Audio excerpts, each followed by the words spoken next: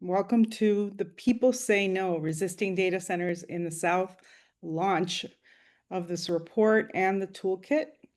My name is Teresa, and I'm the Senior Political Education Director at MediaJustice, coming to you live on Zoom and live stream on our social media channels.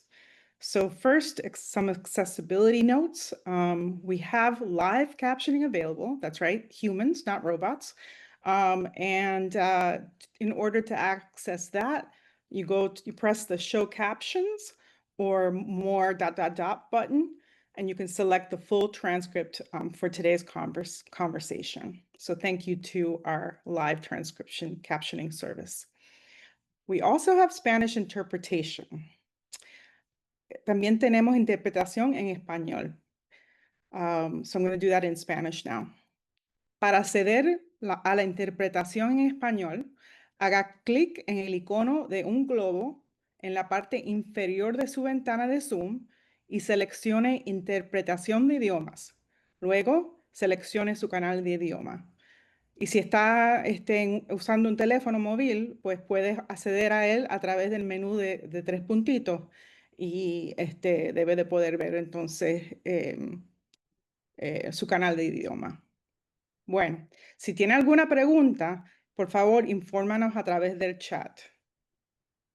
So I just let folks know we also have Spanish interpretation. To access it, it's to click on the globe at the bottom of the Zoom window, select language interpretation, then select your language channel. And if you're on a mobile device, you can access it with the three-dot menu. So hopefully folks are in the right channel. I think I'm getting one for myself saying that I'm in Spanish, but I'm not. Okay, I'm happy to be joined by the one and only Keyshawn Pearson. Welcome. Thank you so much, Teresa. And hello, everyone. My name is Keyshawn Pearson. I'm the co-founder and leader of Memphis Community Against Pollution, an environmental and climate justice organization that is focused on eliminating environmental racism in Memphis, with a focus on Southwest Memphis, where there is a concentration of toxic release facilities. So first, before we get started, or as we get started, I want to take a quick minute just to hear from y'all. I want you to put in the chat where you're tuning from and why you decided to join us today, or any other facts about what brought you to us here in this moment. And when you're doing that, make sure if you have a choice to check in the chat for host and panelist or everyone, that you put everyone, if you have that option, so that everyone can see your answer. Hi, Amy. I know seeing great people. Right. Durham, North Carolina in the building. San Antonio. With people from Memphis. Shout out to the M. Roanoke, Charlottesville. Oh, wow. This people all from everywhere. Yeah. We got Washington State, all the way to San Fran. Yeah, it's going so fast. Oh, Brooklyn, yay. I see Berlin. Really? Hey, Berlin. Beautiful.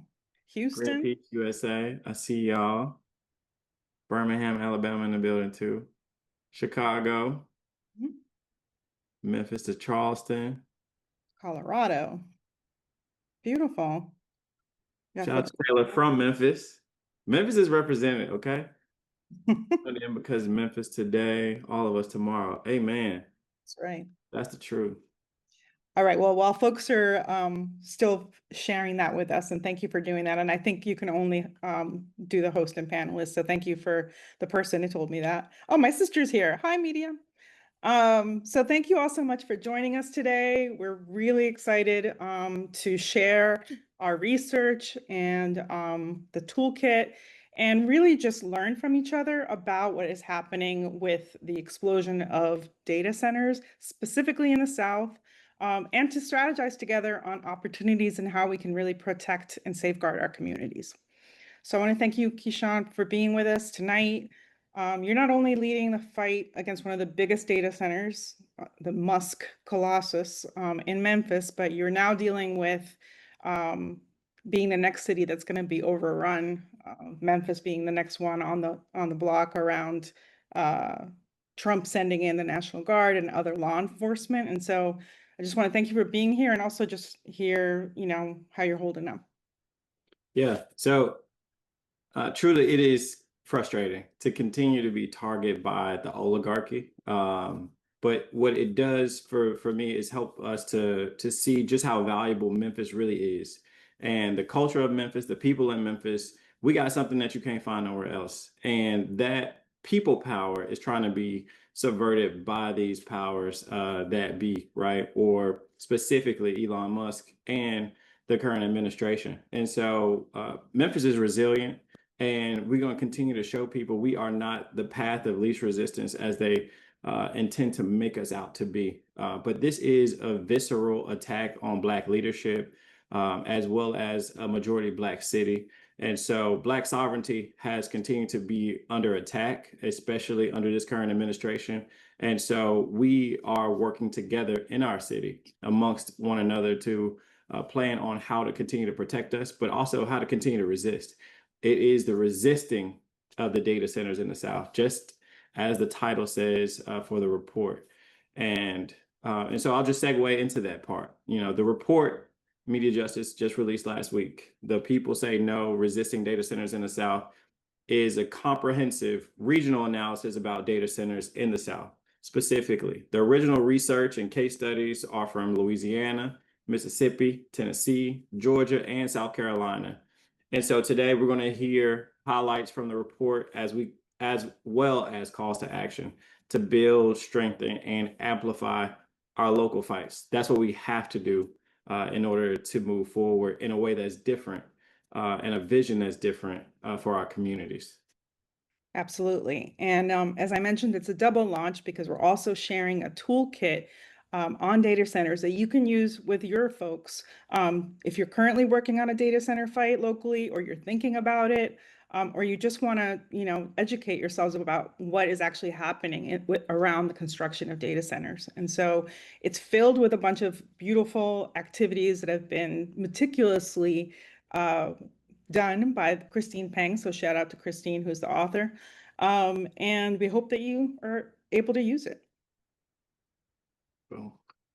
And so after we share the report highlights, we're going to invite Southern organizers to share their takeaways, hear what they're working on, and ground us in what the fight means to every single person on here. Somebody mentioned that first is Memphis and then it's everywhere else.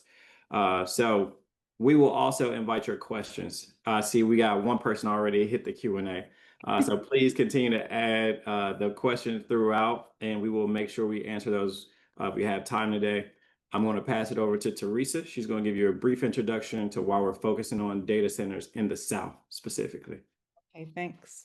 So why is MediaJustice sharing this research, you may ask? So for 15 years, we at MediaJustice have been the group that has organized people of color around media and technology, and we've done campaigns around, fighting racist media bias, affordable broadband, pressuring platforms to combat hate speech, and also blocking surveillance technologies. And we know that for the big five tech corporations, I'm talking about Alphabet, Meta, Amazon, Apple, and Microsoft, right? Harming working class communities of color isn't a bug in their system, it's a feature of their business model. Come on. And I want to, also just talk about the AI hype for a second, because that is the infrastructure. That is why there's a rush to build these hyperscale, these data centers, right? And we want to point out, as other folks and other allies have already, that this is a con job with really dangerous consequences. Today, and it's AI, and specifically what's called generative AI, see, I can't even say it, has created the need for these hyperscale data centers that require like multi-gigawatt campuses. And there's a tremendous amount of propaganda and disinformation that's out there claiming that these are beneficial for our communities where they're being built. And we know that it is not our communities who will benefit, and that no amount of greenwashing or hiding behind sort of backdoor shenanigans can erase the fact that really this is for the benefit of big tech and their investors. Mm-hmm. So right now in the chat, if you can say no AI hype right? That's what we got to continue to make sure infiltrates as far as we continue to push against the propaganda. So locally in communities across the country, we continue to see tons of different reports about the harms of data centers, right? And so in the city of Memphis and elsewhere, we see air pollution being a huge factor, noise pollution, and water pollution, using water resources that we know are going to be extremely important for our future on this planet. There has continued to show a lack of transparency with backdoor deals, NDAs. As these projects have been rolled out, there's been complete lack of engagement with our communities and a complete anti-democratic planning processes. And so those are the things that we know continue to see as it pertains to the AI hype, but not the AI truth. I'm loving all the no AI hype, by the way. We got to do this throughout. All right, so a little more around, what we're wanting to point folks to is that generative AI also requires massive amounts of data extraction. And in this climate of rising authoritarianism here and abroad, the big tech oligarchs are offering their services and receiving large government contracts to further expand the surveillance and criminalization of the most vulnerable and to attack our social movements and our right to organize. So under the guise of national security and asserting US global dominance, the Trump administration is all in on this AI project and has gutted all of the federal agencies whose role would have been to provide regulations against the corporate malfeasance. So we see, like, for example, the EPA being gutted and many others. Yeah. Yep. And look, we already know why they come into the South, right? Big tech's always talking about creating tech hubs, but the research shows that the South disproportionately pays the price. When we say the South, we talk about the Mason-Dixon line, South. The South is quickly and has exponentially become the epicenter of data center development. We got over $200 billion and counting being invested in data centers all across the South. The South has been a testing ground for corporate extraction and environmental racism for way too long. And we know that in communities like Memphis, and especially in Louisiana and Cancer Alley, that we continue to be the watering hole for corporate exploitation. The point is this, that big tech is deliberately targeting the South because they see a politically disenfranchised and historically divested communities that they believe are easier to exploit. This is not the only thing, right? As a Black man, I cannot ignore the fact that 56% of Black people live in these states in the South that are being exploited. And we have seen this before. For example, the level of cancer risk from industrial air pollution in majority Black communities is more than double that of majority white communities across the country. In towns like Reserve, Louisiana, the cancer risk is 50 times the national average, 50. Black and working class communities have long been primary residents of what's known as sacrifice zones, thanks to Mustafa Santiago Ali. Geographic areas that poison local communities due to environmental degradation from industrial pollution and systemic economic divestment. We are seeing the same history repeat itself now, just with data centers. Yeah. And big tech is rapidly expanding data centers, but you know what else is rapidly expanding? Is our resistance and our organizing. And this is here and this is abroad. So the US is home to 60% of all data centers globally and will continue to be the largest data center market in the near term, with their ownership being highly concentrated around those 5 companies that I mentioned that we're referring to as big tech. If the demand for AI and its infrastructure of data centers grows, the world will need 10 to 20 times more data centers by 2035. And I want to give, an example. So the fight over mineral resources that fuel AI infrastructure in the Democratic Republic of Congo, for example, that shows us how the struggle of technology also has to be a fight against colonial forms of governance over our technology. And I want to, on that note, kind of also talk about worldwide organizing against data centers, because that is also growing. There are amazing wins happening in Uruguay, in Brazil, in Spain, and many more. And so, the majority of the tech companies that are building those data centers there are actually US based. And so we need to be sure to be building that resistance here at home, because we are in solidarity with the global majority in our opposition to big tech and its attacks on our natural resources and our democracies. So just yesterday, actually,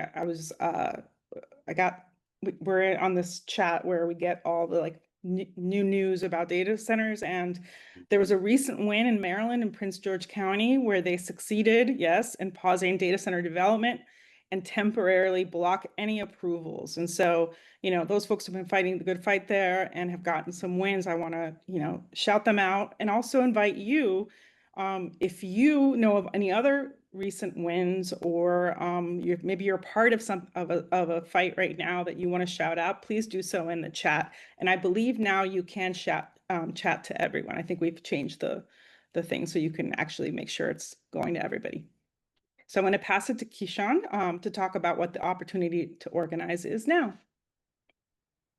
Listen, y'all, the times that we in now are like none most of us have ever experienced before in life. This is truly a critical point in human history, not just our history in this administration. And so it's also a critical window of opportunity, right? We had the opportunity to rally and focus our forces and fight the extraction and continued exploitation of our natural resources and our people.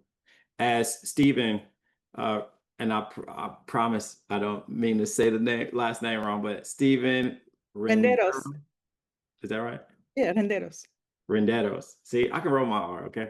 All right. As Stephen Renderos of MediaJustice Executive Director stated, this is a crisis of a lifetime that deserves our immediate attention and organizing, both attention and organizing, because so often they're separated sometimes. And so in Memphis, Tennessee, we are up against Elon Musk's continuously growing pollution project, XAI. They have been and still are illegally and unlawfully using methane gas turbines that is increasing the air pollution that is known to cause and complicate breathing for everyone, especially those with asthma and respiratory illnesses. So on the ground, we know where the gaps are in legislation, in health protections, and in most cases, it is just a lack of enforcement, not the lack of standards. As the report lays out, there are documented at least 142 activist groups across 24 states organizing to block data center construction and expansion. Just between May 2024 and March 2025, $64 billion of data center projects have been blocked or delayed during this time from local opposition. And this doesn't even include the recent community wins like we've seen in Tucson, Arizona, Mooresville, North Carolina, as Teresa mentioned, in Maryland, and even here in Memphis, the second Colossus 2 XAI facility has not opened and started yet, right? So what we are doing is working. Yeah, and I just want to shout out again, people have been sharing some amazing stories here. So thank you, keep doing that. There's somebody about Tarboro, which is an hours east of Raleigh, just voted to reject a $6.4 billion facility. We have St. Charles, Missouri fighting back, Rankin County in Mississippi, or maybe that's Missouri also.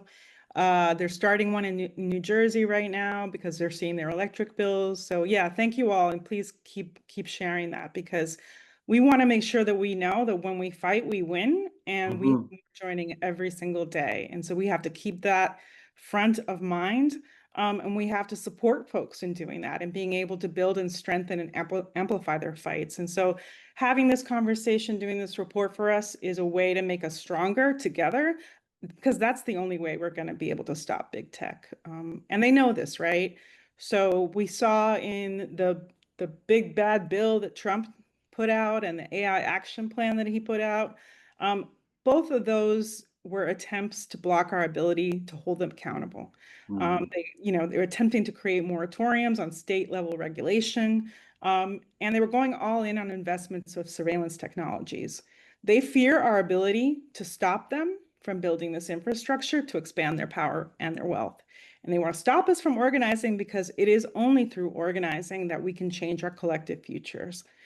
And I'm going to turn it over now to the one and only Jay Dulani, MediaJustice's Senior Research Specialist, who is the author of this report, who's going to bring the receipts. Dulani, I'm going to pass it to you. Thank you so much, Teresa and Kishan. I am excited to share highlights from our report with you all today. And before I do, I'd love to shout out our research partner, Empower LLC, specifically Samuel Rosado and Aaron Lakowski for their incredible research support, as well as Jacinta, our head of programs, for her sharp political clarity that really guided this report. I'm going to share some information and stories that illustrate the trends and concerns across the South that we named in our key findings in the report as it relates to data center expansion in the South.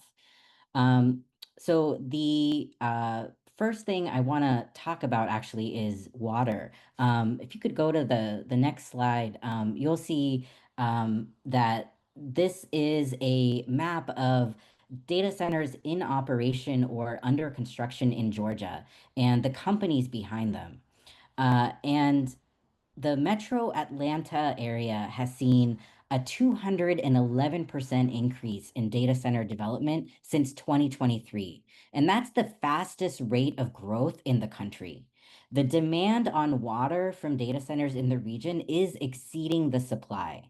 Atlanta's water supply is among the smallest of any major US metro area. And so this is an area where water supplies are vulnerable to drought. Meta's data center in Newton County, Georgia, accounts for 10% of the county's total water use on a daily basis and has affected local water wells across the region. So, Newton County is on track to be in a water deficit by 2030, which would force residents to ration water and compete with big tech corporations for water supplies. So, who's going to get water in a drought? Is it going to be local farmers, a local hospital, or a data center? These are the questions that the South is facing right now. Another key finding of the report that I want to talk about is the impact of the massive energy demands on data centers on the South. If you go to the next slide, I'm going to share a few examples with you about how this is playing out across the South. In South Carolina, power plants are being built in predominantly Black communities to keep up with data centers' energy needs. And that's what this map is showing. That's where the disproportionate amount of pollution is going to be experienced. And this map is from the news site Capital B. Big shout out to Capital B for their excellent reporting.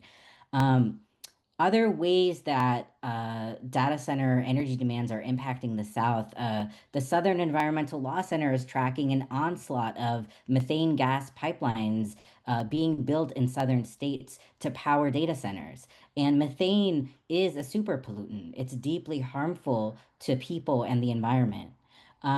One more example I'll share is that in Mississippi, a coal plant that was going to be shut down is now going to continue on to meet the energy demands for a new data center project.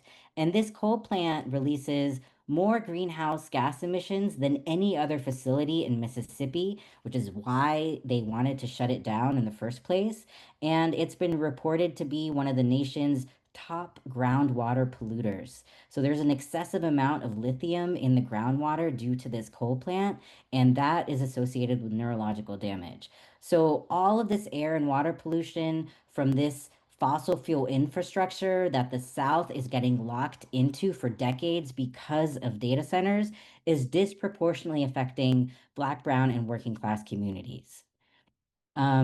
Another way that the unsustainable energy demand is impacting us, if you go to the next slide, the issue is around higher electricity bills. And the South is already paying some of the highest electricity bills in the country.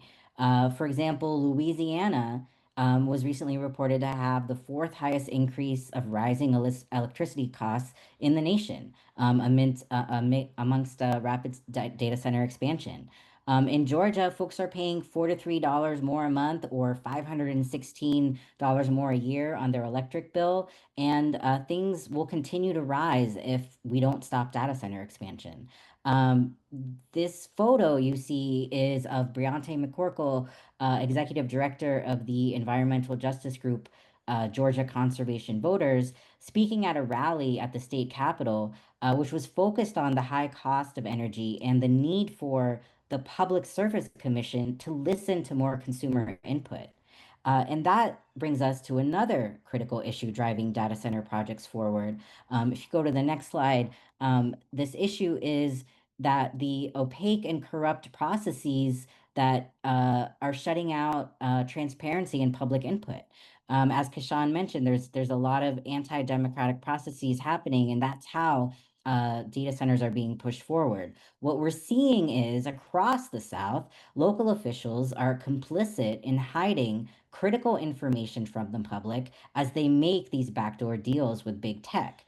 The lower portion of the slide, you see some redaction of a document, and that's documented from Union of Concerned Scientists, who, along with Alliance for Affordable Energy, legally intervened in the process where the Public Service Commission was approving 3 new methane gas plants to power one data center. And this one data center is Meta's $10 billion data center, which is going to consume an unprecedented amount of energy from the state, approximately 3 times as much electricity as the entire city of New Orleans annually. And despite this legal intervention, the Public Service Commission rushed their vote 2 months ahead of schedule, and approved these 3 gas plants, one of which is going to be built in Cancer Alley, which we all know is already an immensely overburdened area in terms of disparate health outcomes. Kashan mentioned, there's areas there that have, 50 times the national rate of cancer. And it's an area that has been abandoned by the state when it comes to holding corporations accountable for making people fatally sick. The other headline you see here is about South Carolina. And in South Carolina, Dorchester County was sued to reveal how much water Google was using for its data center, because the county was helping Google keep the public in the dark. There was a supposed public comment processed from the Department of Environmental Services, but more than a fifth of the application pages were marked confidential. So what was being hidden from the public was details around emission calculations, the number of emergency diesel generators that would be installed, basically everything relevant for the public to be informed. And so the county was sued. The Environmental Service Agency said it was blacking out quote unquote trade secret information on the Google permit application. But after a year-long battle, the county is set to disclose Google's data center water usage. And this is one of the first known instances in which Google will make this kind of information public. And the last example I want to share around some of the corrupt processes driving data center developments forward is from Georgia, where county commissioners have been easing requirements for Project Sail, which is a data center that would use up to 9 million gallons of water a day, and that's a third of the entire county's daily water allotment. And officials were adopting new planning laws that were essentially written by industry lobbyists. And by doing this, they removed provisions that would limit harmful environmental impacts and that would require special public hearings for proposed data centers. And all of this was only revealed through a public records request that matched anonymous comments with emails. So, shout out to the investigative reporters, the journalists who are covering this issue and doing this work to bring transparency to the people so that we can hold big tech and industry lobbyists accountable for hiding critical information from the public and just pushing these projects through without input. Another piece of rapid data center development in the South I want to bring attention to is all of the disinformation out there. If you go to the next slide, please. Everyone knows that how big tech is pushing this through is that they're promising thousands of jobs. They have these photo ops, they have these press conferences, and they tout economic development. But in reality, data centers bring very few permanent jobs. Even Microsoft admits that a data center can run with less than 50 technicians. And according to a Business Insider analysis, the tax breaks that are given to developers can amount to more than $2 million for every permanent full-time job at a data center. And so the economic development that's promised doesn't actually come through. The math does not add up for the people to actually benefit. And the other important fact here is that nearly half the states that provide tax subsidies for data centers don't actually require job creation. So they can say what they want at a press conference, but in reality, when you look at the fine print, they don't have to deliver a lot of jobs when they get their tax breaks. For example, we're talking about in Tennessee, only 15 jobs are required for data centers to qualify for tax breaks. 1-5. And across the South, we're seeing 20 to 30 years worth of tax breaks. And so the headline you're seeing on this slide is from a CNBC investigation that documents how states are forfeiting hundreds of millions of dollars in tax revenue to tax companies. And what that means is funds are diverted away from schools, from public transit, from community needs and services because of these corporate tax breaks. And this affects marginalized communities the most, especially communities of color in the South. Georgia, for example, is projected to waive almost $300 million in sales tax revenue this year alone for large data centers. So it's really critically important that we call out the propaganda and the disinformation around how data centers will create economic growth. Big tech is only investing in their own profits, and our communities are getting sold out in the process. So the good news is, if you go to the next slide, please, as Teresa and Kishan mentioned, communities are fighting back. And while we know that the South has been a site of corporate extraction, we know that it's also been a site of fierce political resistance. And it's within this legacy of resistance that data center opposition is increasingly strong across the South. I know there were some amazing examples in the chat, and I know some of the examples I'm about to mention, there are folks in those fights who are present with us today, so thank you for your work. In Bessemer, Alabama, a $14.5 billion proposed hyperscale data center has been paused, and that proposed data center would consume more than 90 times the amount of energy used by all residents in Bessemer. And it would require 2 million gallons of water per day, or roughly the same amount of water as 2/3 of the city's population. And it's a united front of residents that's been showing up to express their concerns with local officials about the impact of that this data center would have that has made all the difference, alongside really amazing coverage by folks at Inside Climate News, and folks who are paying attention to this issue, like Southern Environmental Law Center. In Warrenton, Virginia, residents voted out all town council members who supported Amazon's proposed data center. And so now the newly elected council, they voted to ban data centers completely from Warrenton. So that's an amazing victory. Congratulations to Warrenton, Virginia. Another example I'll share is in Georgia. The Monroe County Board of Commissioners voted unanimously to deny a data center proposal that would have rezoned 900 acres of land after residents pushed back and said it posed environmental threats.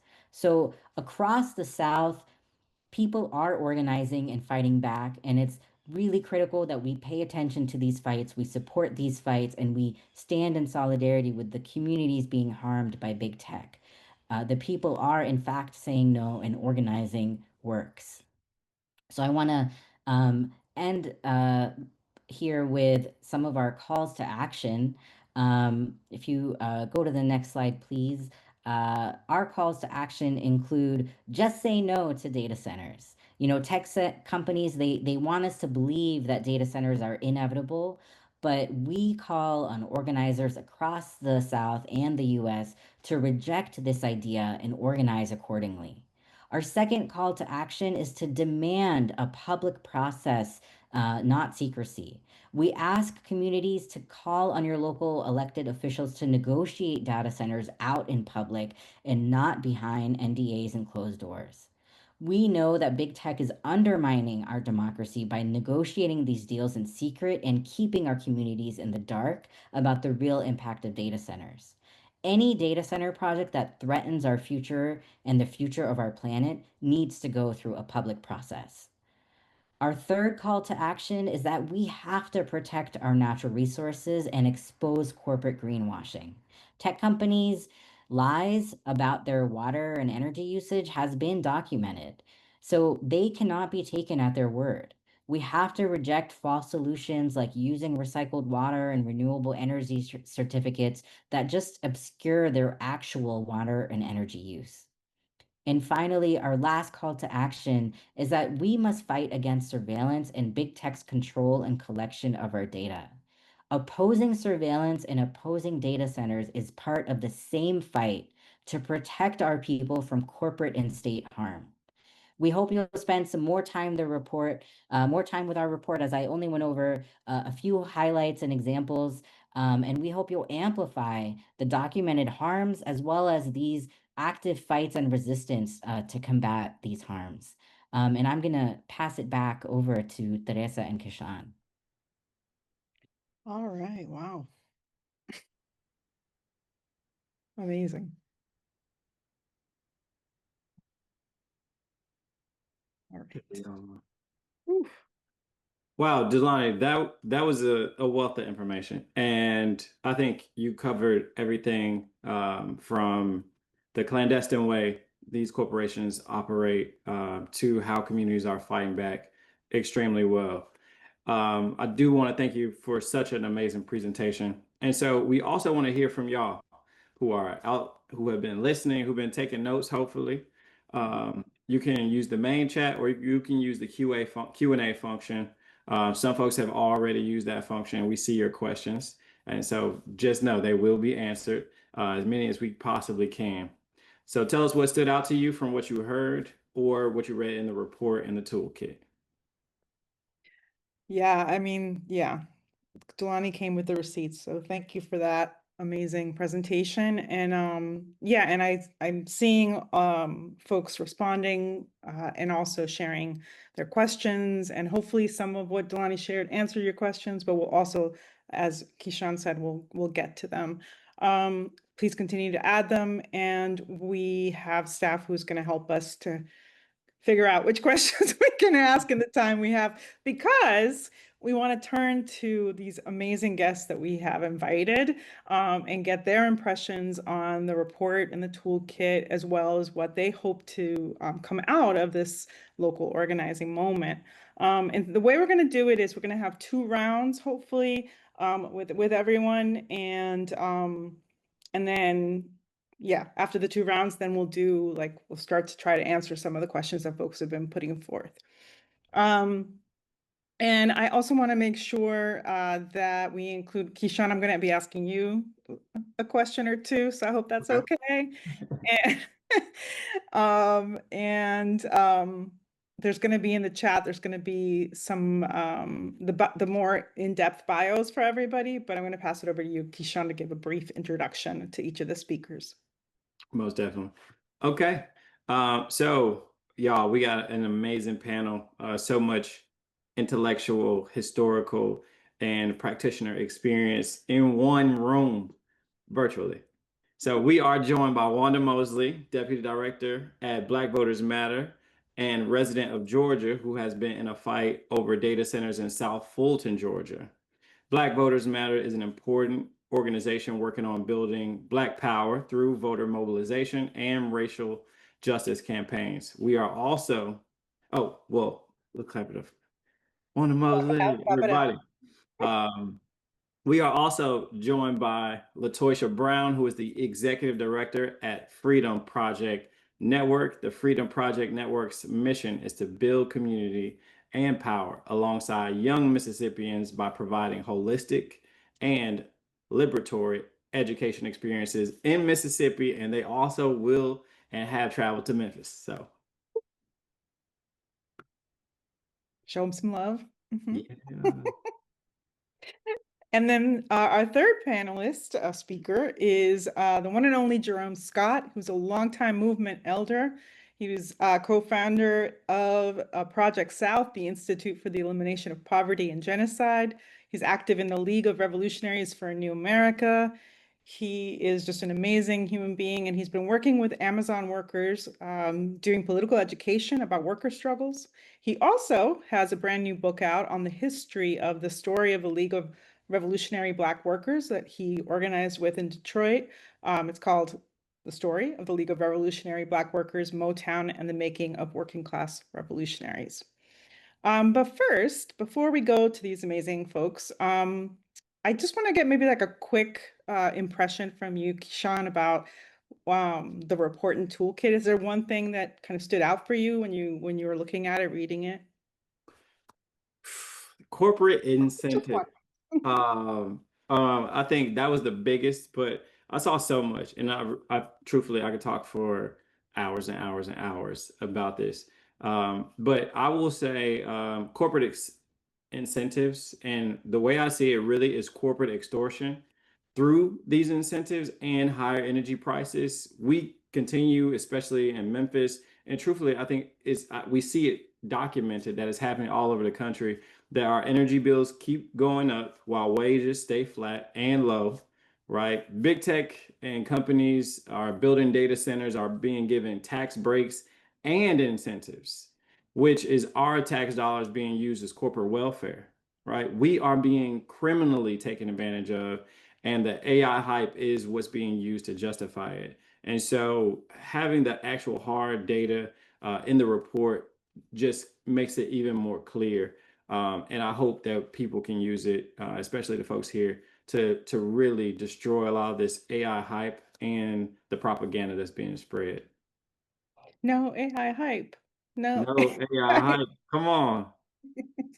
All right, so I appreciate that. And I'm gonna actually go now to LaToisha Brown. So LaToisha, you're in Mississippi and you've started to hear about data centers coming to your community.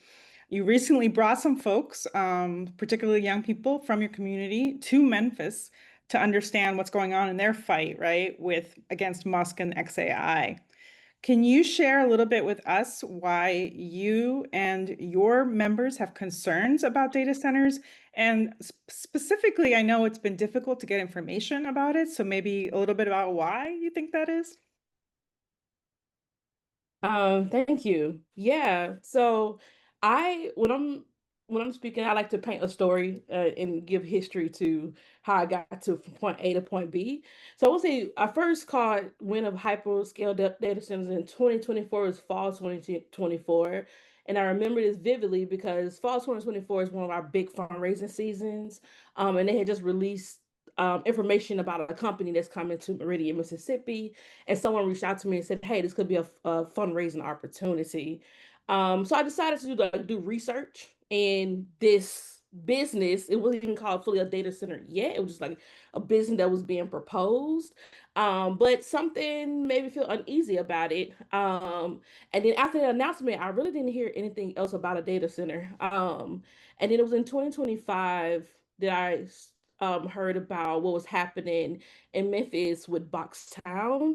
And while Boxtown's particularly significant to understand why Elon Musk and city officials would break ground in Boxtown. And once I started doing that research, I thought about when I was an educator, so a part of the global justice curriculum that I taught was having having young people in New Orleans to actually think about Cancer Alley, and what in Louisiana, and the way that the chemical plants in rural Louisiana are causing many health issues. Cancer is the most prominent, but also we're talking about heart disease, bronchitis, asthma, all of these cardiovascular or health issues that people were experiencing. Then I thought about the oil companies, oil and gas companies, also in Louisiana, and the way that oil companies, these for-profit companies, basically deforesting, um, sorry, basically the environment, basically. And so when we think about the ways that, hurricane is the anniversary of Hurricane Katrina, and one of the things that was noted in Hurricane Katrina was the way the oil companies basically eliminated much of the trees and agriculture that would have been there to not may have a big impact as it was. Studying the both of those, what I realized, I made connections between Boxtown, what was happening in rural Louisiana, and the connections I made was that three things. One thing was that in these communities that these for-profit companies were setting up were communities that were either formerly concentration camps during chattel slavery, or they were towns built by formerly enslaved people or free Black people after the Emancipation Proclamation was enacted. These were Black and working class neighborhoods. And also immediately after these for-profit companies were in operation, we see community members have detrimental health effects immediately. So I thought about that, and I said, okay, what does this mean for Mississippi and the people that we work with in our lives as well in Mississippi?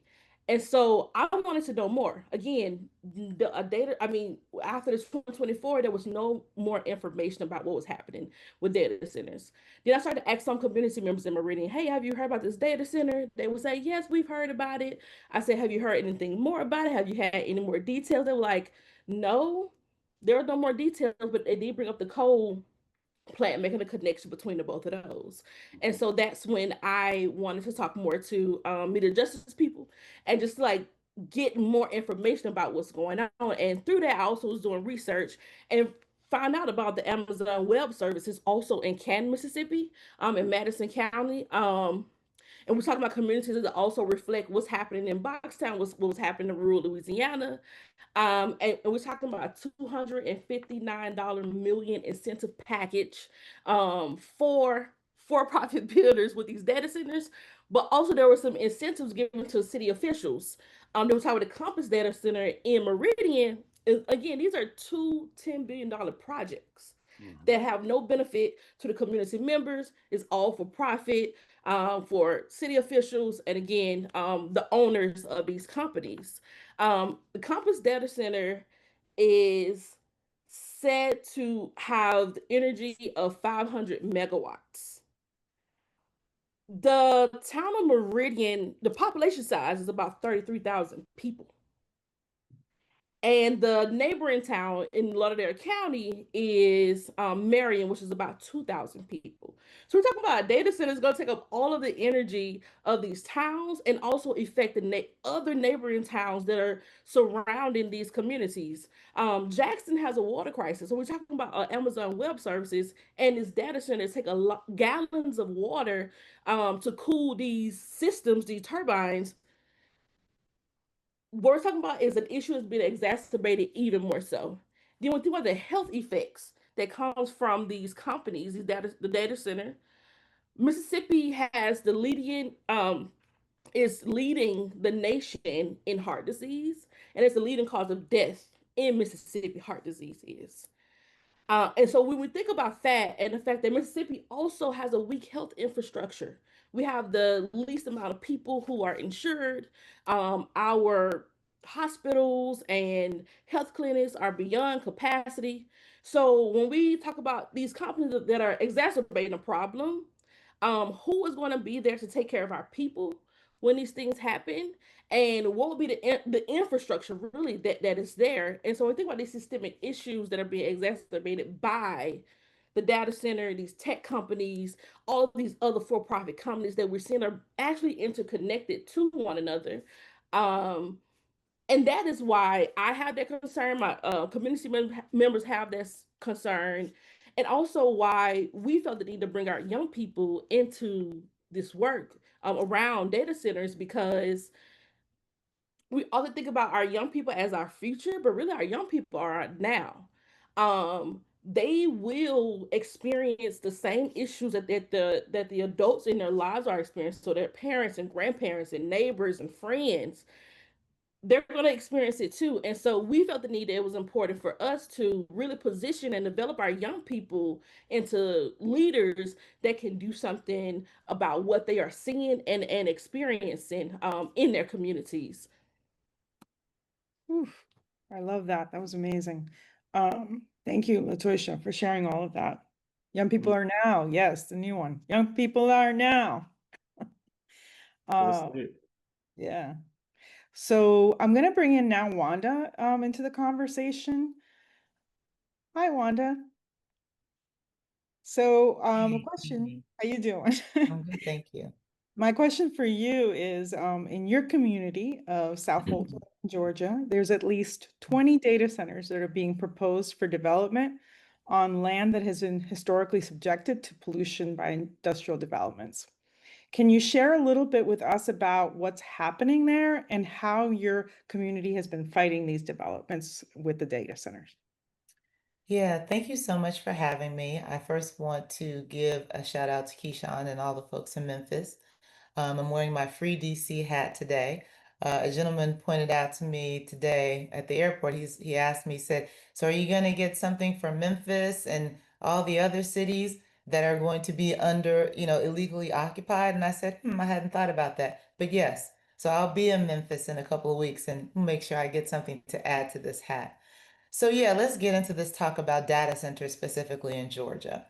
I think the data centers first came on my radar last fall, maybe around October. The president of the Fulton County Board of Commissioners sends out a newsletter, and he raised concerns about 20 proposed data centers south of I-20. And I stopped and I said, well, wait a minute, I'm south of I-20 in Fulton County. What? Let me start doing some more research about this. But as you can imagine, the timing of this report was a little off because it was right before, an election we had coming up. So really didn't get to dig into the work until, we had our break in December and quickly learned that there was nothing good about these data centers. And so I saw the city next door, Union City, had a city council meeting coming up where they had a request to change the zoning, one of their ordinances and zoning to allow for a data center. So then if we have to pause, I'm gonna pause for a second to really kind of explain the process of how data centers are infiltrating our communities. When most of the cities that we live in wrote their comprehensive plans 10, 8, 7, 6 years ago, there was no such thing as a data center. And so when you see requests for rezoning of large amounts of land, that is your first clue that somebody is probably building a data center. Back in the early 20s and in the late teens, it was warehouses. And now it's data centers. And then after this, it'll be something else. So at the root of the problem are our local elected officials, our city council. If you live in an unincorporated area, maybe your county commissioners, and all the things that they are doing under the guise of economic development. Now, I want to respect the fact that they are elected and charged to raise revenue to run our cities. But I'm going to also hold them accountable in the process because while you're giving away one of our most precious resources in land, and then you overlay that with tax breaks for wealthy people, what are you doing? None of this, make it make sense, y'all. Make it make sense. And so on top of that, we have all of these environmental concerns. So yes, we are seeing all of our local elected officials bow down, kiss the ring to all these developers. And that's where we need to come in as residents, especially when it is a local election year, and say, nah, we are not for giving away our land. We are not for all of these tax breaks that you're giving to these wealthy people. So that's when you start organizing. That's when you start reaching out to your neighbors, sending them information, putting information on Facebook, gathering people for meetings to talk about what I'm going to say at this county commission meeting or the city council meeting, and getting everybody on one page about why these things are bad. Now, we're also seeing a lot of our local elected officials do, again, some of the craziest stuff I have ever seen in my life, y'all. They're holding these town halls, but they're only having people who benefit from the data centers speaking at the town halls. I have been thwarted twice, told I was invited to speak on the town hall, got to the parking lot, got a text, no, Wanda, they're not going to let you talk. Okay, bet. So you have your little town hall. But at this moment, I'm not afraid of you. You don't control me. So I'm going to have my say during this town hall. And as the developers stood in front of us telling lies, I literally started talking to people in the room saying, that's not true. You know what? Get your phone, look it up. 50 decibels? That's what they telling y'all? Y'all, that's not true. Google it, pick up your phone, look it up, find your own information. Because I liken the fact that you have people coming to talk at a town hall who are going to profit from it. It's akin to having your oppressor tell you your history. It makes no sense. If I'm going to make money, I'm not going to say anything bad about it. I'm not going to tell the truth. I'm only thinking with my wallet. That's all I'm thinking about, is the amount of money that I'm going to get. Irregardless of these people, I don't care where you live. I don't care what's going on in your community. And you know, as I'm telling my neighbors, y'all, we need to be mad when we see these well-heeled, that's the phrase I used to use back in the day. These people that don't look like us with these fancy suits and these name bag, briefcases coming to our meetings, telling us about all this stuff. No, sir, do you have that in your backyard? Do you have one in your neighborhood? Don't come down here selling us on something that's going to make you rich. We're not that dumb. So again, when there's an election year, keep up. Now, the other thing that I'm really working on down here in particular, the southern part of the metro, you mentioned Project Sale. I've been in touch with people there. I've been in touch with people in Fayetteville around QTS, because they have the most amazing stories to tell that I believe will move hearts and minds. All of the destruction, those 800-foot utility poles that Georgia Power is putting up in front of their homes, all the things that are happening down in Fayetteville are the stories that we need to spread to other communities to bring them in the fight. We have got to build more than just a regional coalition. It's really got to be a statewide coalition. So you mentioned the folks over in Monroe County. Shout out to the residents. They organized. There was a woman out there. She had a Bluetooth speaker where she was playing for people the noise that you hear from the data centers. Because again, this man came up to this town hall talking about 50 decibels. Dude, I can shout louder than 50 decibels. That is not what you're going to hear. Union City held a virtual town hall because they knew, me and my crew, we were going to come up in there and disrupt and push back on all the lies. And the dude said, oh, well, there's this talk about the noise. It's really no louder than when the AC unit kicks on in the back of your house. Are you kidding me? Are you kidding me? Lies on top of lies on top of lies. But going back to the folks down in Monroe County, yes, they were able to organize and get there. First, it was the planning and zoning meeting, because there's a process to this, right? When there is a request to change a zoning, that sparks a requirement in most places where your planning and zoning committee, which are usually citizens who are appointed by city council. They meet, they hear the arguments from both sides, the developers and the community. Then they vote as a body and then take their recommendation to mayor and council. So that's what happened in Monroe. The Planning and Zoning Committee recommended to county commissioners, in this case, no, it's a no vote. It's a no for us. This is not good.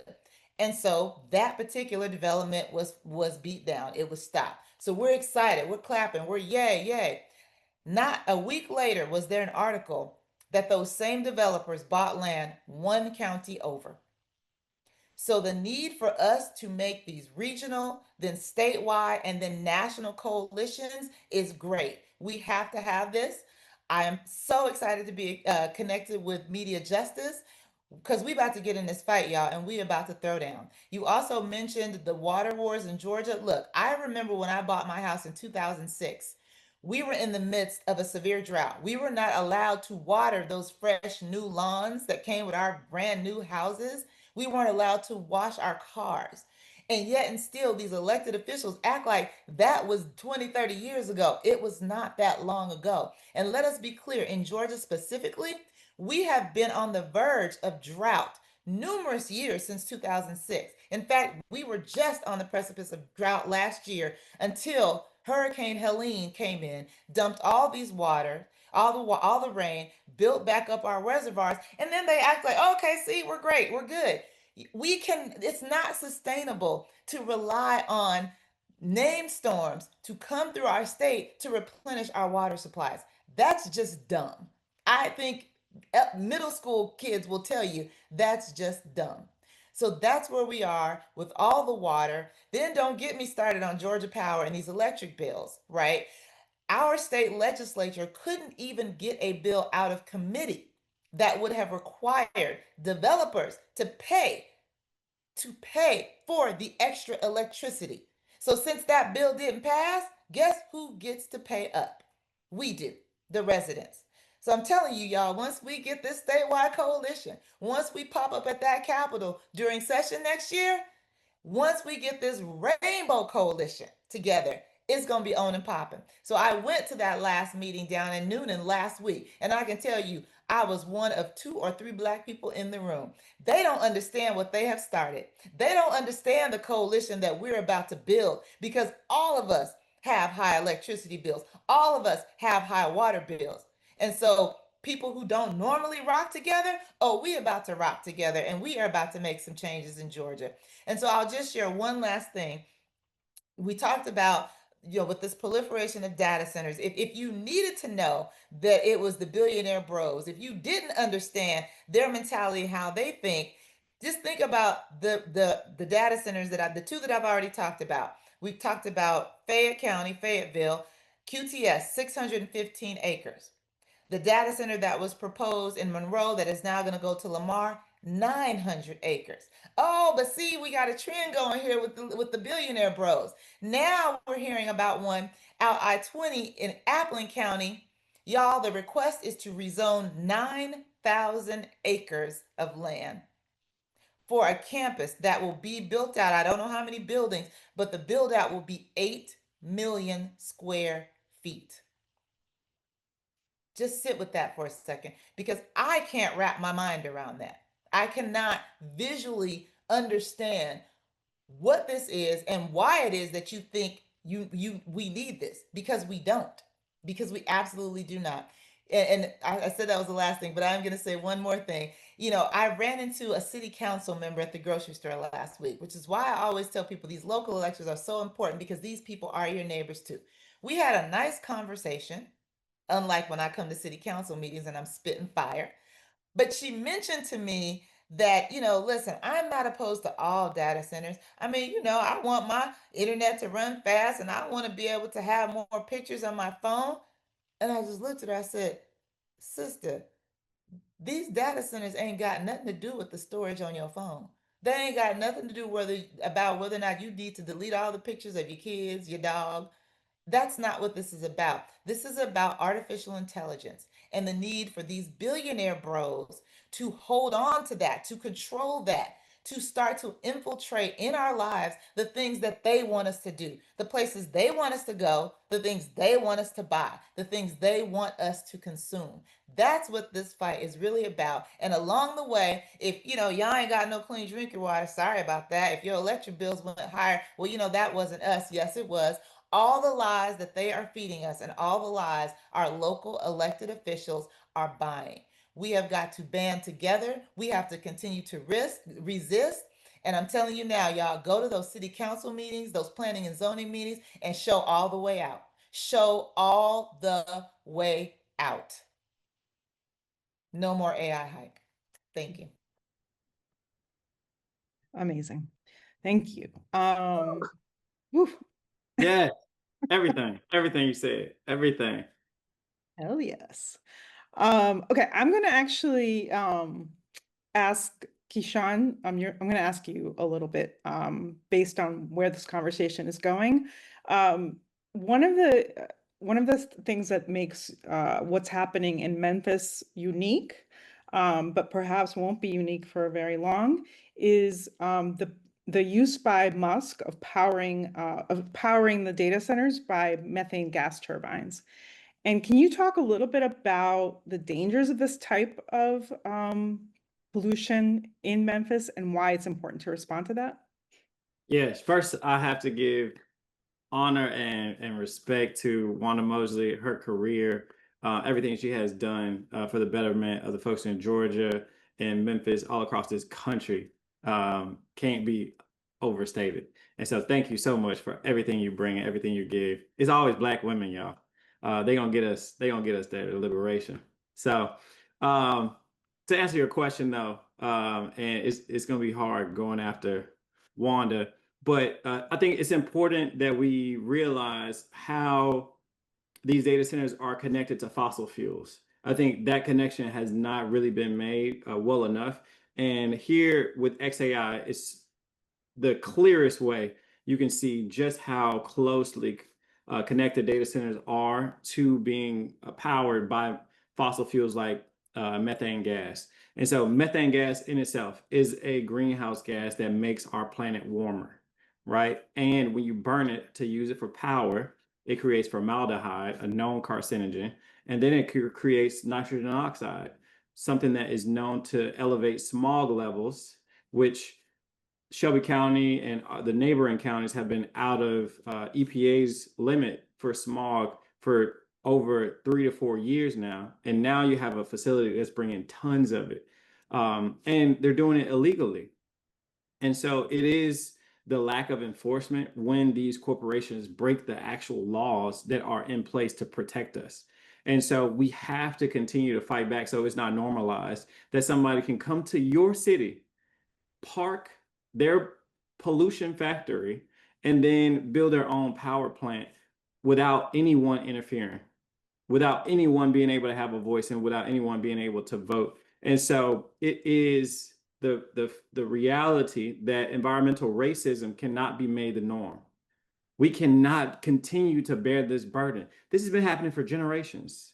As Wanda said, this started in the industrial era, right? And it continued through the continued lack of investment in our communities. We are living through the pain of the industrial era with seeing so many of our family members die of cancer and other respiratory illnesses. Our children in Shelby County have the highest rate of asthma in all of Tennessee.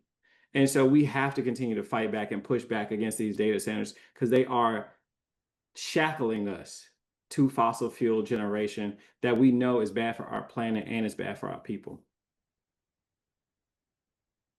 Yeah, thank you for that. And yeah, to that point, I actually going to bring now Jerome into the conversation. Jerome Scott, you here with us? Hello. Yes, I am. Jerome, you've been hearing what people have been saying, what folks are talking about here, the amazing testimonies from Latoisha and from Wanda and from Keyshawn. I'm wondering if you can, based on your own history, long history of organizing and building movements in the South, can you give us some historical grounding as to where this current fight, this data center fight, is located in the longer fight for freedom? I will do my best. Okay. Well, thank you all for having me, and I'm very happy to be with this grouping of people. I mean, y'all have thoroughly explained the problems with data centers, except for one thing that I wanted to emphasize too, and that is that these data centers also serve the purpose of gathering all this information about each and every one of us. And as we know, this has developed into a real surveillance corporation. So all these data centers, they're not only disrupting our water and our electricity and taking away large parts of our land, all this stuff, they're also collecting our data, which they're using against us, particularly for surveillance. So I think it's important to add that to our list of things that is a problem with data centers. Now, and this has been a very educational program for me because I didn't know a lot of this stuff about data centers. I knew about data centers, but all the details are very important. One of the questions that I think of is why are all these data centers being concentrated in the South? Well, if you really want to know the history of that, you have to look into Black Reconstruction by Du Bois. Because what that really tells you is that since the defeat of Reconstruction in and around 1876 up to 1880, when they defeated this motion toward democracy in the South, the South has been the dumping ground for every reactionary or environmentally dangerous industry or corporation the world has produced. I mean, just a few years ago, we were talking about all the chemical plants throughout the South, and we've been talking for years about the whole prison industrial complex concentrated in the South, and there's countless numbers of things that you can say that have been happening in the South, and you wonder, why is this happening? And when you listen to all those details about what's happening with data centers, you wonder, something must be going wrong. But in reality, this system that we live under, capitalism, is working the way the blueprint laid it out. Right. One of the reasons why these data centers are concentrated in the South, which people have talked about a lot, is because the South is still the most oppressed and exploited region in this country. It is still the home of a majority of Black folks in this country. That's right. And therefore, and it's still the home of the most reactionary politicians and the politicians that are really the backbone of what's happening to our country right now. So if you put all those things together, the South becomes an easy place for these dangerous things to be placed here in the South. And that's not just by accident, that's a historical reality because as Du Bois talks about it, with the defeat of Reconstruction, the South has become really, in the real sense of the word, a colony of the rest of the country. And it treats it like that to this day. The other point I wanted to bring up is, this this whole question of, how do we resist it? The South has been this historic basis of resistance as well. I mean, obviously. And of course, we have to build these statewide coalitions. And of course, we have to get our community together. But also, in order to really build a coalition that can be effective, we have got to know what this really is. What are they trying to do and how are they trying to do it? And I think if you think about all the things that we talked about data centers, all the things that we know about attacks on unions and elections and public education and the environment, we can only say that this is part of a multifaceted war against the working class. I mean, is there any other way to really think about it? And if you think about it in that context, that means that not only do we have to organize our local coalitions and our statewide coalitions around this particular issue, we have to reach out to our brothers and sisters, our working class brothers and sisters, and say, look, what are y'all doing? We need to coordinate. When are y'all doing what y'all doing? We need to support it. If we don't get that section of the working class that is at this moment in motion, not only around this particular issue, but around all these other issues that we are faced with, we won't have a chance of survival if we don't get ourselves together along those lines.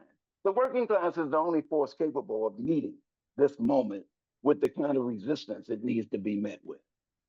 And the last thing I wanted to say is that, and this goes back to Du Bois also, the defeat of Reconstruction really ushered in 100 years of lynchings, of brutality, of stealing of our land and abusing our people. I mean, if you think about it, really, what we saw with the defeat of Reconstruction was the establishment of state fascist regime.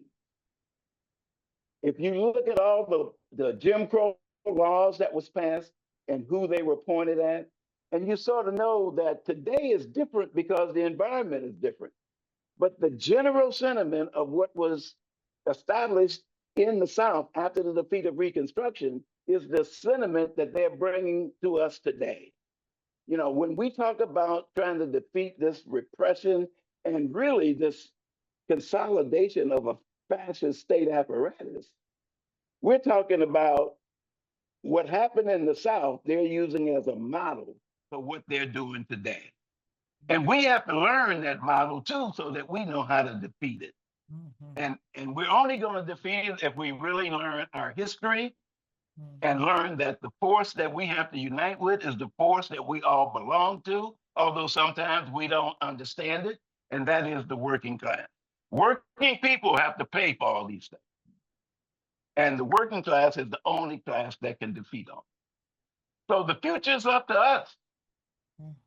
You know, if we're going to turn this around, we got to know that we have the capability of doing it, and we have the forces that can do it, but only if we educate ourselves so that we understand the problem and that we organize ourselves so that we're organized in such a way that they want to talk to us and they want to try to compromise with us because they know we're organized to take it if we don't get it otherwise. Thank you. Woo. All right. That was amazing. We don't have time for a second round, sadly. We could talk with you all for a really long time. We won't have time to, but what I want to make sure we do is try to answer a few questions. Keyshawn, did you want to address? You said you had a couple that you were willing to address here. Yes. But first, I just want to take a moment. Yeah, let's take a moment. You're right. That Yes. was a lot. I mean, sir, that was phenomenal. And I think one of the elements of the future that we are building together is going to require loving your neighbor out loud. And loving your neighbor out loud looks like solidarity. And so it is going to take that working class solidarity because we are the ones being taken advantage of. And so thank you again, Elder, for that. So a couple questions that I wanted to address. There was one about the correlation between the National Guard and being in Memphis and XAI. And so what I would say to that is the National Guard being deployed is political theater, right? But the political theater comes with real harm. As we saw in DC, folks were kidnapped, folks were arrested and hurt in different communities. And so that harm is coming to Memphis, right? But it is a tactic. It's a tactic of suppression of the voices of the community.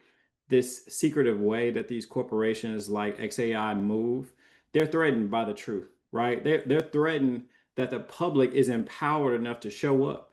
And so the coordination between the previous Doge head, right, and this administration isn't a surprise, but it is meant to silence communities, especially Black communities that have historically been burdened by a lack of political support and financial investment.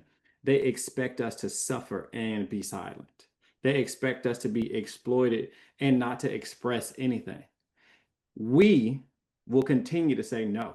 We will continue to tell the truth. We will continue to talk about what's happening to us and not for us. And we will continue to be there for one another like we always have. And so that's the correlation there between National Guard and XAI. It's corporate interest. It's billionaire oligarchs protecting each other in their best interest and suppressing and oppressing the people. So I hope that does answer that question. The second question was around how is this anti-democratic, right? And so I gotta just lean deeply into what Wanda talked about, and so beautifully expressed is that it is the sidelining of folks like Wanda at these strategic town halls. That is anti-democratic, right? Democracy requires inclusion, and especially the inclusion of dissent. And so these backdoor deals that allow $1 billion, these backdoor conversations that allow $1 billion deals and tons of pollution, right, should not be able to move forward without the residents' input. Communities should be able to decide against environmental racism and continued exploitation. We should be able to. It is anti-democratic to take away the vote and the voice of those who are suffering. It is anti-democratic to silence the possible whistleblowers with non-disclosure agreements. This is an attack on our right to participate in the shaping of our experience and the redress we are owed on the front lines as frontline communities. So it is completely anti-democratic to muzzle and to suppress the voice of the people, because democracy relies on our inclusion. And so I hope that also answers that question. Yeah, and I want to, there's a lot of questions that came in that we're not going to get to, and I apologize. We'll see if we can find some other way to get you some answers for folks who've joined us today. But there was a lot of questions about narrative and around, like, when they're saying this, how do we handle that? Like, how do we deal with the lies? And I think, you know, there is in the toolkit, there is an activity which is about, well, one where it's about like kind of breaking down those narratives and helping, you know, you locally to figure out like what is actually happening in your community and being able to express that and articulate that. And then there's also activity which is role plays. I think there's like 3 different role plays where puts everyone in the position of having to, you know, practice. How do you sort of do that? How do you basically speak truth to power when confronted by these kinds of false stories? And so I recommend that folks go ahead and get the report and the toolkit.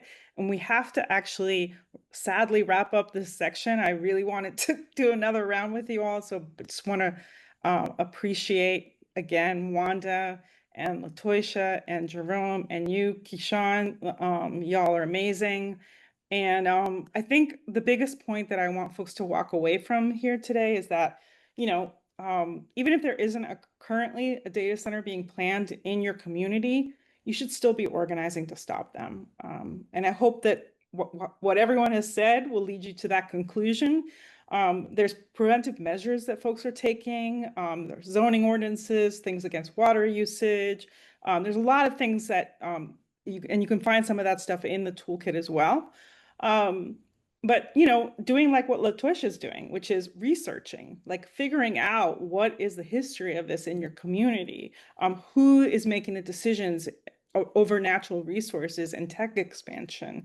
I think also the point that Jerome made around surveillance technologies and how that's impacting our ability to also fight back. So doing research around that.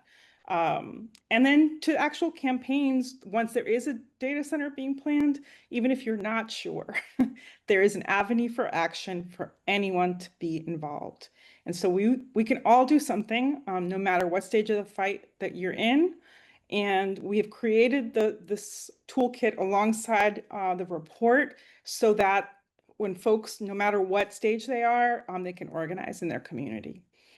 So we're going to put in the chat the link again. I know we've been putting it in, but please download that. And we have a few more calls to action that I want to highlight.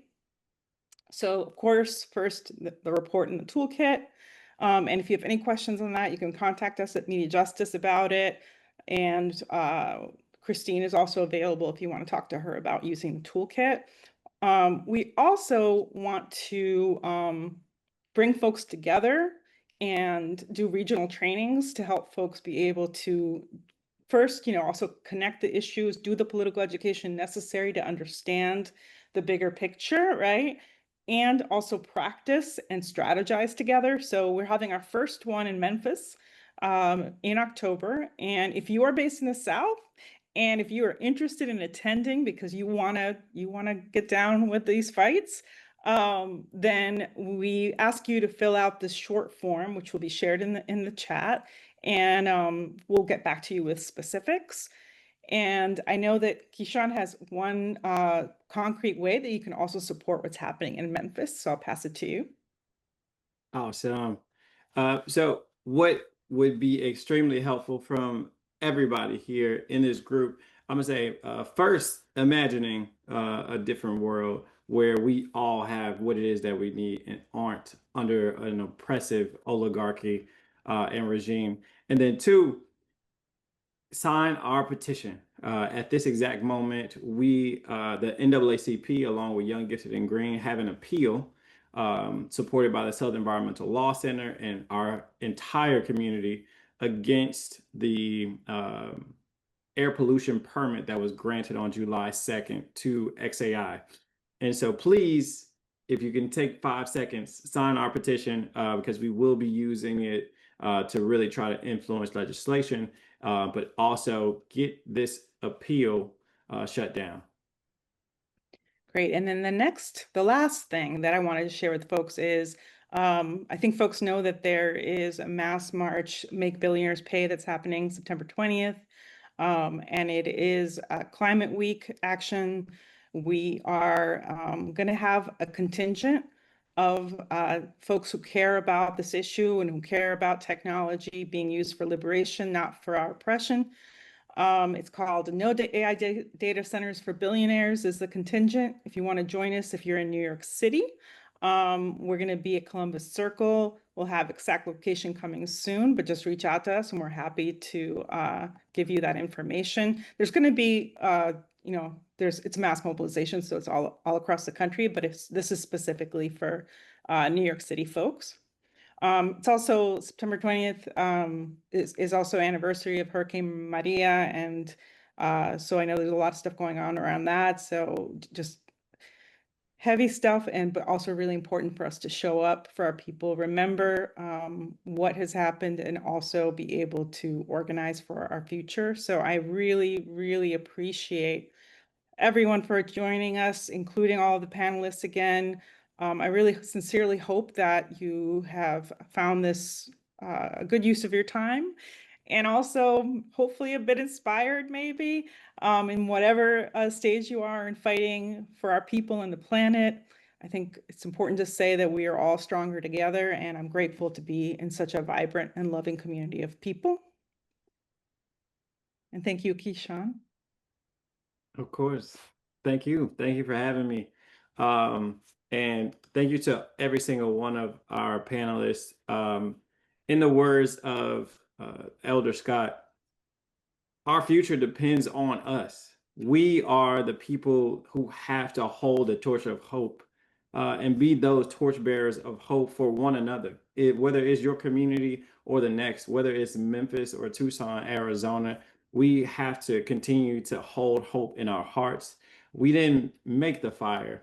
We didn't make the torches either, but we have to be those torchbearers because there will come a moment, whether you need it or the person next to you, where we have to continue to hope and work toward and build and pray for and lift up and imagine a world that is so much different, a one where we have all that we need, that is equitable and more righteous. So thank y'all for spending time here today, and let's keep working together.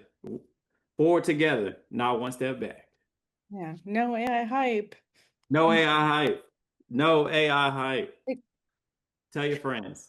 All right, y'all. Thank you all so much.